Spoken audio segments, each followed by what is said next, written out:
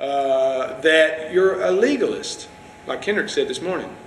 You're a legalist because you want to uphold the laws of God. But I already showed you that the laws of God is what our government is based on, right? So how could you throw one thing away and retain the other? You can't. Yeah. Listen to this.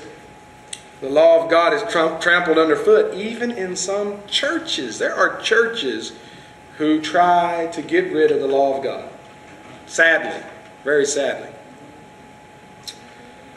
Somehow, we as a society have bought into this false notion that law limits liberty. That's right. It gives you liberty. It doesn't limit liberty. I'm going to show you that. Oh, but first, I think part of the reason why our society has got this weird frame of mind is because of some things that happened in the 60s and 70s, right in between there. I think that's really where some of the problems come from. In fact, and part of that, like I say here, I think that they had some good ideas. I mean, that's a good idea to love everybody, right? I mean, in the right context. But somehow, whenever the drugs came in, and that's what happened, the drugs came in, they got really messed up, and their whole idea system went in the wrong direction. It went away from the truth. In fact, listen to this. This is out of Wikipedia. A surge of popular interest in what? Anarchism occurred during the 60s and 70s.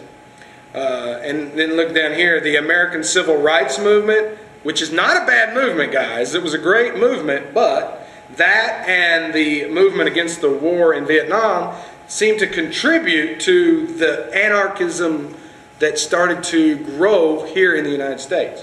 There was also music that came out, movies that came out that pushed a certain twist on the way we before perceived the United States. They lost sight of the importance of the Constitution, of the law, and they started to go into this idea. Well, what is anarchism? Anybody know?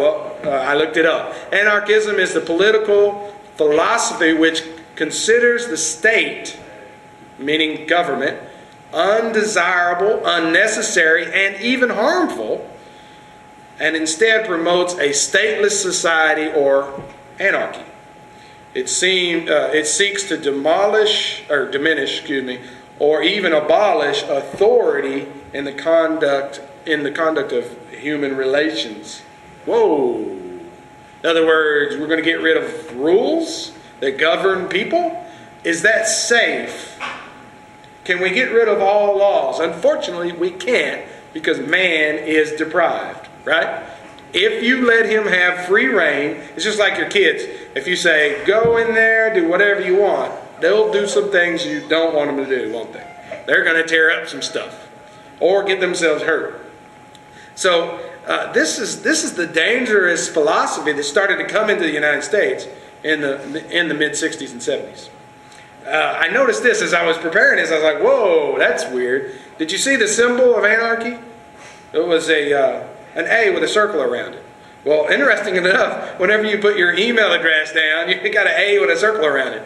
Not saying it's anarchy, but I just thought that's kind of weird that those two symbols are the same. Just a side note.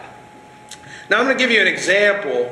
We're pressed for time, but I'm going to rush through a couple of examples of why law is so important. If you watch movies, which I'm not condoning that you do, but there are a lot of movies that have themes where the government has fallen apart and people are, left to really fend for themselves.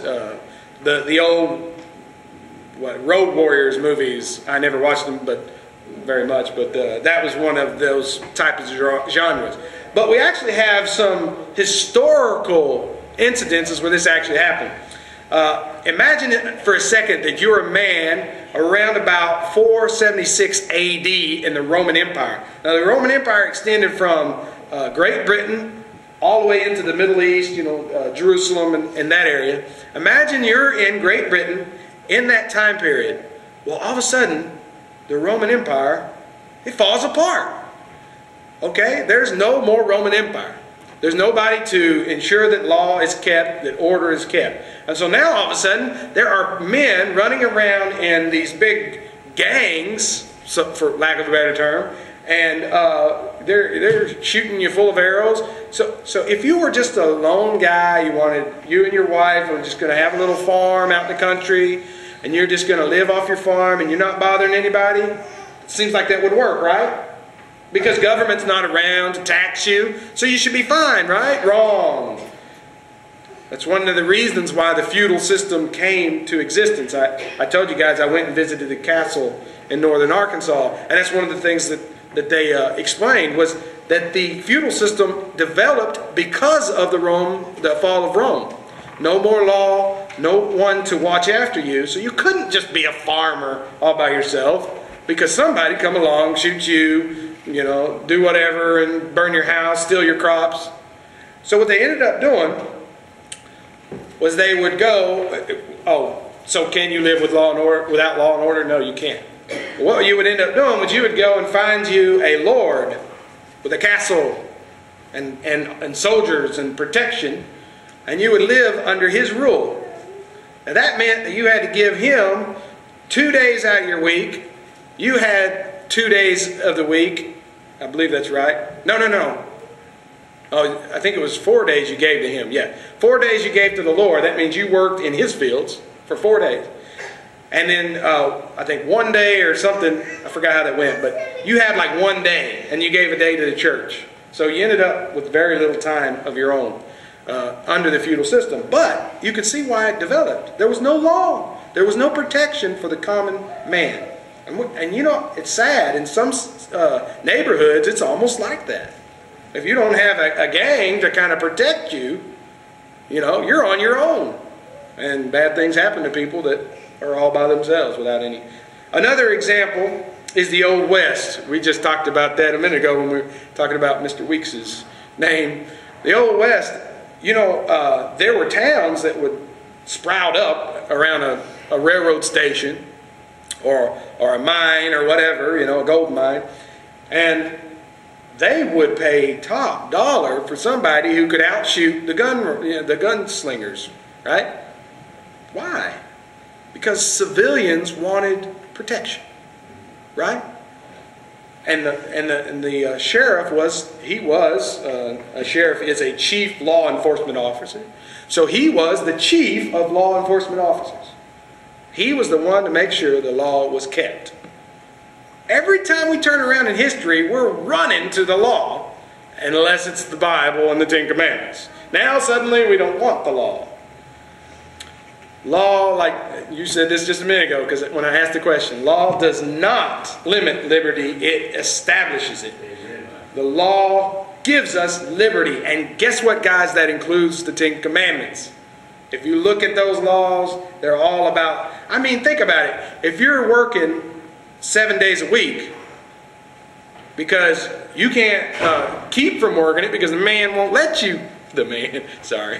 I don't know where that came from.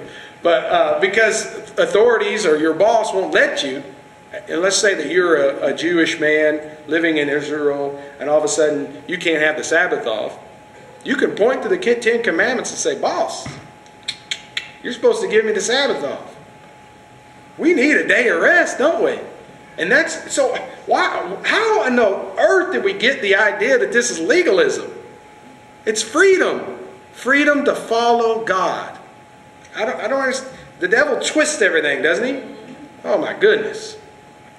So if you think about the wonderful thing that the law is, then you can understand why David, when the Ark of the Covenant was coming in and the Ten Commandments are in the Ark of the Covenant, you can understand why David danced in front of the Ark. It came into Jerusalem and he's dancing in front of it. Joy. I even heard tell that modern Jews, when the Ten Commandments are read, they dance. It's a celebration, just like 4th of July.